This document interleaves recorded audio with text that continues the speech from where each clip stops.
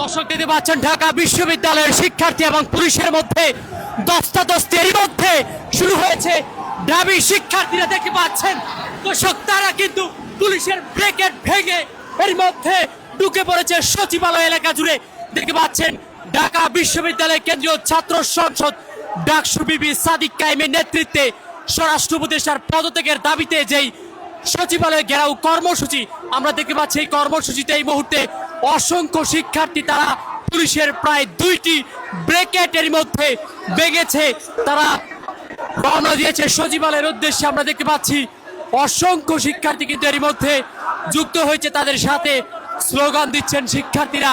দেখতে পাচ্ছেন ডাকসু বিবি সাদিক কায়েম প্রথম সারিতেই কিন্তু রয়েছে পুরো মিছিলটি জুড়ে। আমরা দেখছি সামনে থেকে নেতৃত্ব দিচ্ছেন। একই সাথে এড়িয়ে 2টি ব্রেকেট কিন্তু অতিক্রম করেছে দাবি শিক্ষার্থীরা।